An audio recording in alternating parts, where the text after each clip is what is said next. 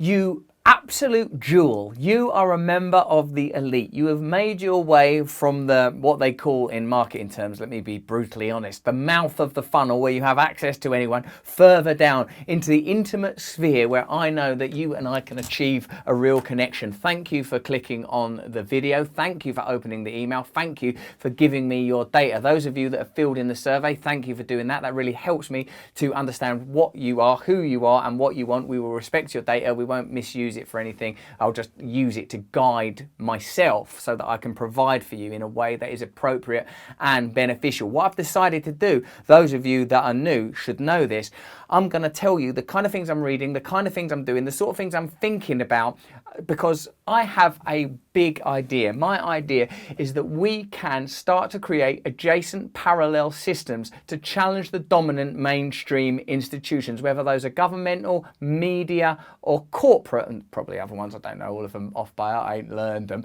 I just want to talk about important ideas, how they can be conveyed, how we can help each other on an individual and personal level, and a collective, social, cultural, and artistic level. Is that too much to ask for one email? Of course it isn't. So it's really important to me that you've come, and it's really important to me that you stay. If you have time to fill in that survey, fill it in. If you don't, obviously I don't, don't hold it against you. I don't like filling in surveys unless they're funny.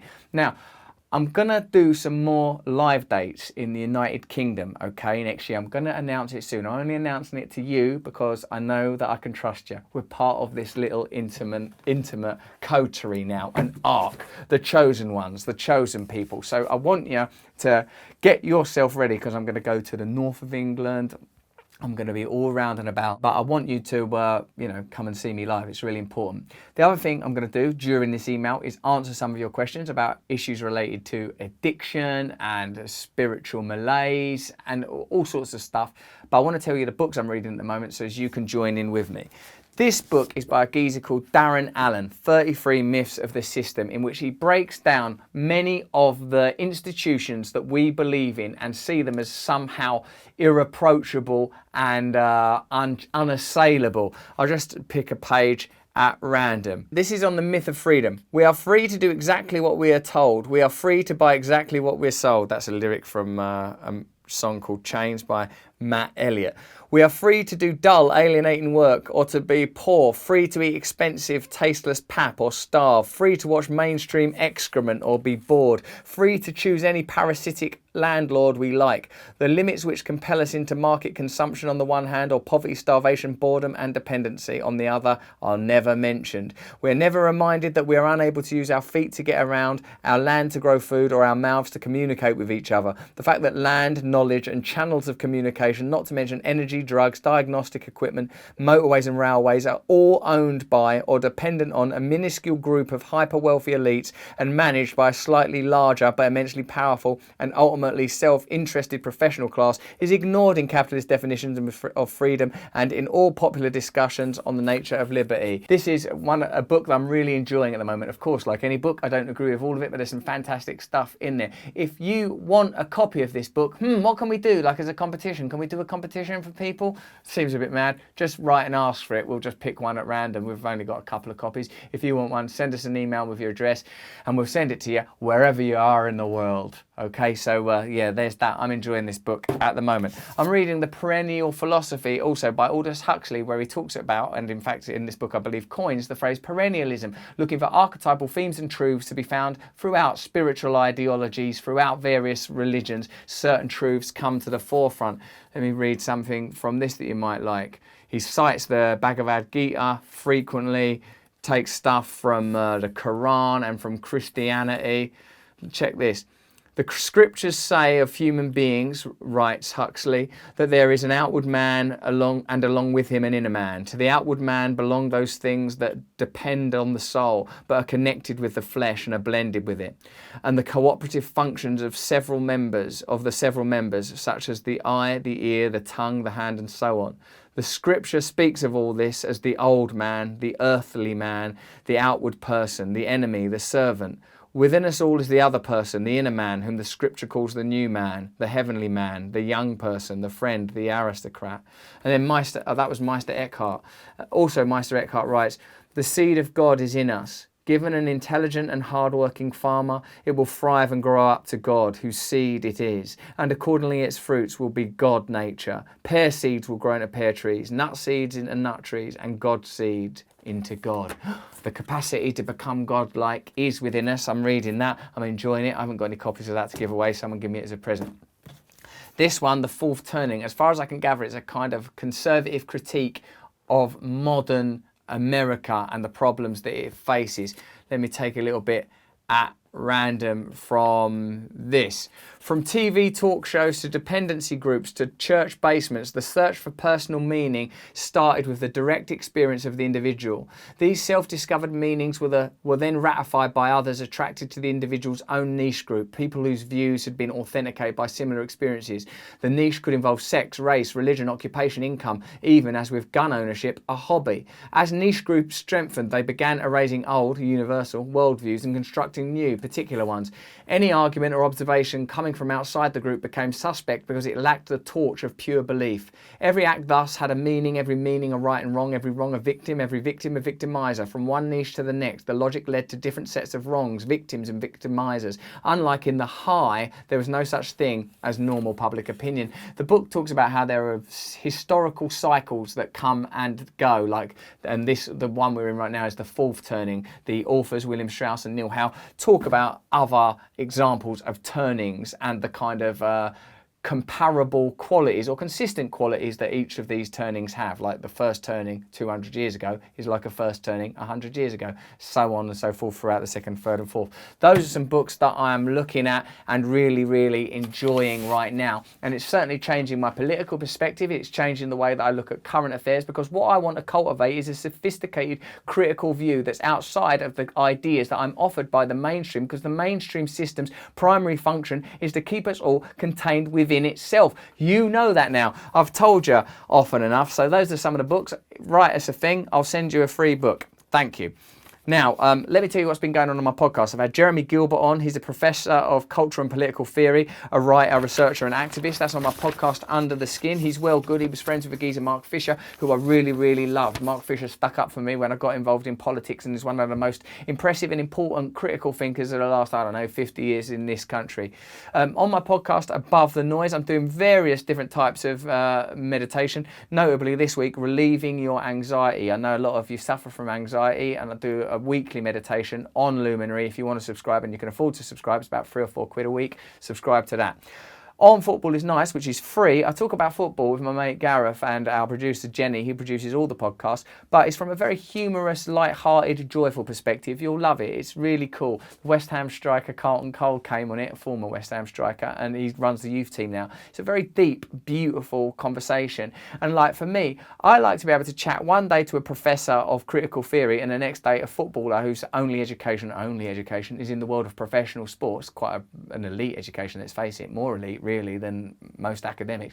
But what I mean to say is, it don't matter where you're from or what you've learned. Really, within us, we do have the capacity to deepen ourselves. And the chat with Carlton Cole taught me as much as the one with Jeremy Gilbert, because it was talking to someone who would change themselves, refine themselves. It's a beautiful conversation. Have a listen to Football is Nice. If you've got anything you want to know, or if you want to join in with my chat about football, email us at hello@russellbrand. This is just for general chat. If you're in some sort of trouble psychologically or with addiction in particular, email help@russellbrand.com and a volunteer will help you if you can, direct you towards free support groups. It's not a well-funded situation. These people are just volunteering, and that. It's something I want to develop going forward, because I'm interested in building communities, and in order to build communities, you have to support individuals. One of the things we talked about with Jeremy Gilbert is how everything is relational.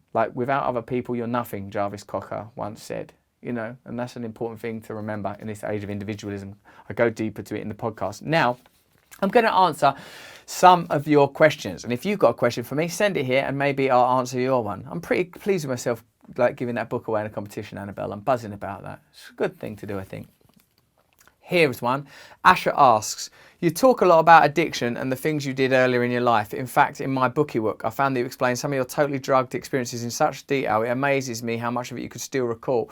I remember very little from my heroin addiction. Could you offer me some advice on how to write about my experiences and make them come to life and convey captivatingly the impact it's had on me over the years to shape me in the person I am today? In my bookie book, which I wrote, when I hadn't been famous that long, everything felt fresh. I've probably only been clean 3 or 4 years, and I'm lucky because I'm a member of a 12-step support group. So we tell our stories all the time. So it keeps the stories vital and alive. Like when I look at my bookie book now, there's stuff in there, man, I can't believe it. Like my life as an addict was crazy. Like any addict's life is crazy. But what I would say is you have to go back and do your best. I've got no tricks for remembering shit. I don't know how to do that. But like, if you can remember it, the way you make it vital in your writing is to really put bloody effort into conveying exactly what you want to say. When you're writing, look, is what I've written a cliche? Have I seen that language before? If I reach for a metaphor or a simile or an analogy, is it one I've already heard? And if it is, are you sure that's what you actually mean? And if it isn't what you actually mean, get rid of it. Try and say exactly what you mean. Be specific. That don't mean long words. Some of the best communicators I know speak pure working class parlance. They're not talking long polysyllabic claptrap. They're talking fast, sharp darts of serrated language that cuts you like a knife and leaves your skin tingling. That's an example of it. Like, but with trying to create the image of language as cutting. I try to connect it to a cultural artifact and a set of images that might belong in the set of working class culture that I sort of alluded to. So that's how you do it. You try to think of consistent image systems and specificity. Good luck, mate. Chris Hully asks, I have one question for you. How do you decide when to intervene in the suffering you see, knowing that suffering can be such an incredibly powerful teacher? The suffering I endured no longer looks like suffering. It was a gift. I sometimes struggle with intuiting when to help a situation involving suffering and potentially robbing someone of the same catalyst. There's a great Buddhist allegory around helping some sort of type of beetle, like, you know, struggling to break out of its pupae or cocoon or whatever you want to call it. And the monk helps it and then the thing can't fly properly. So I get your point about struggling. I tend not to go around intervening like some Christ on a unicorn. I tend to wait to see if someone asks for help. If someone asks me for help, I help them if I can. If they don't ask for help, I might offer help, but generally I just leave people alone. So that's how to do it. I agree that stuff like, if people want help, give them it. If you walk past a homeless person and you can afford to give them money, give them money. Don't start thinking, oh yeah, we'll probably spend it on, who gives a shit? We don't know what's right. That's what I do.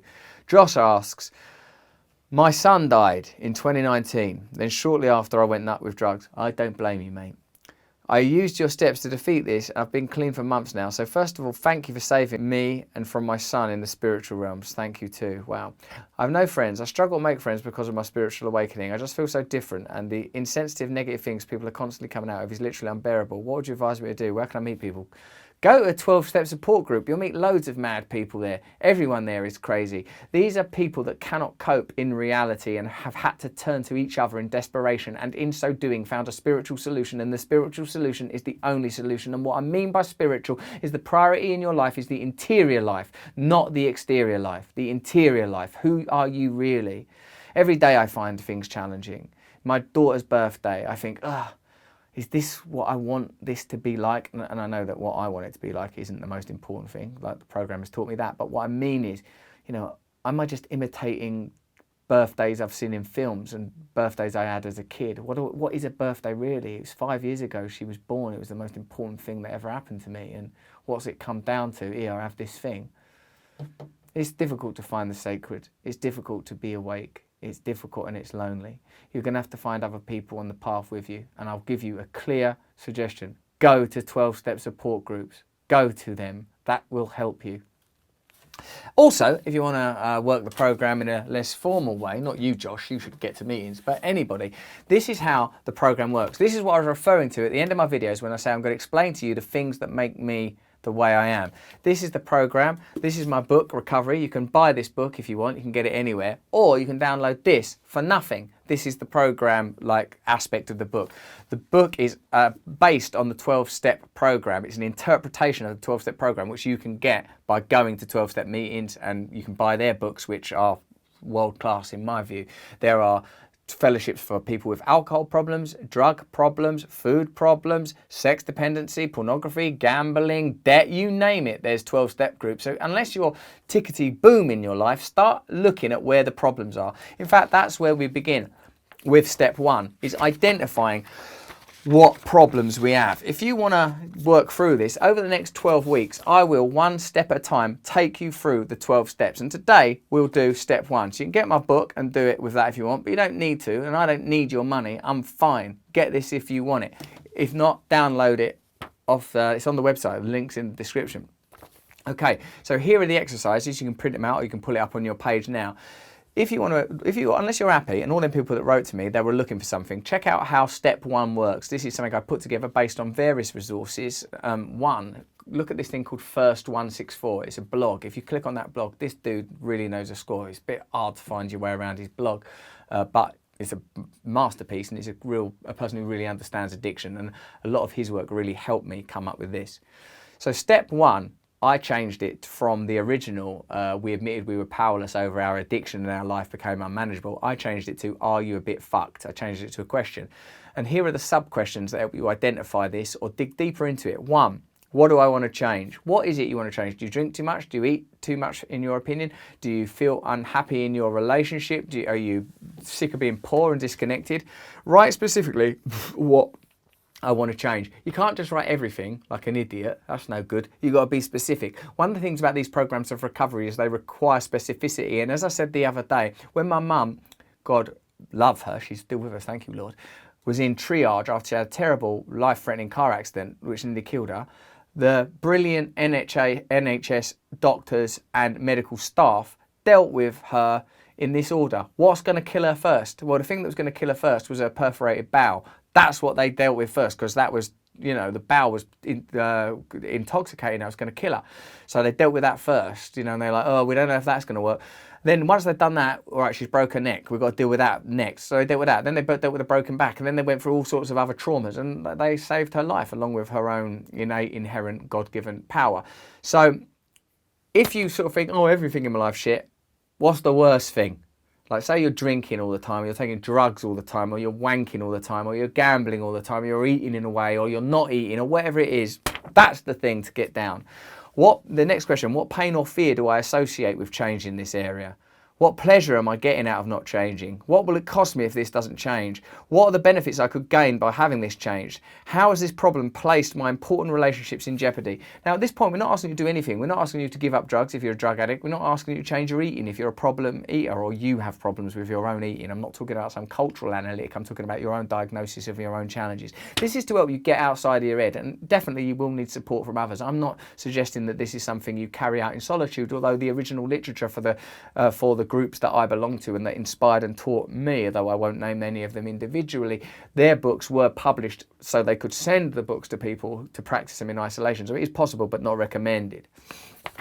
Point of this step is to admit you've got a problem, not to exist in a floundering state. Do these questions, we'll work along them together. The first thing you have to do is admit there's a problem, and that's where you are, and that's what I'd like to invite you to look at. What is the thing you want to change? What is it about yourself? Because, you know, you might say, I'd like to change the American government, or, you know, Machu Picchu in Peru, and those things. I won't worry about that just yet. So, hey, listen, this is what's on YouTube at the moment, my most recent content. I made a really funny video about robot nurses. You've got to check it out. It's hilarious because, I don't know, it's just a lot of stuff in there that's funny. It looks really, really funny, this nurse. And by the way, I'm not criticising the people that make them things. I think they're clever. It's just the whole thing's funny. Also, I do a video about my show with Sebastian Junger, the writer of Tribe, a book that I really, really loved, a book that I could very easily be citing in here as something that influenced me, because he talked about how we're evolved to live in small groups. So often when you find yourself in a small group situation, whether that's in the military, on a camping holiday, or as part of any team, you feel vitalised because that's what you evolved to do. You're in your evolutionary element. It's a lovely book. Anyway, he came on the podcast. We had a great chat. It's on Under the Skin. Have a look at it. On my side channel, I took one video called Feel Like Things Are Getting Out of Control, and I do a meditation there for free. In case you can't afford to do the Luminary one, there's one for free on there. Anyway, here's some of your comments and shout outs. I'm new to this community, says Emiliana C. I feel really stimulated and encouraged. Thank you. Emiliana, good. That's how I want you to feel. Chris Brandlin, hi Russell, I recently discovered your channel, great stuff, funny and insightful. With humanity on the brink of catastrophe, your voice makes a difference. My mantra is, they will fail, love wins. Stay free indeed. Chris Brandlin, I agree with you. Well done, mate, well done. Okay, well join me next week when we will do step 2 on this thing, and I hope you will have done step 1. Send me what you've learned. Apply to get sent the copy of this book. Let me know who you want to see on the podcast. Let me know what type of videos you want me to do. Let me know what kind of live events you'd be interested in. Fill in that survey if you've got the time, and most importantly of all, stay free.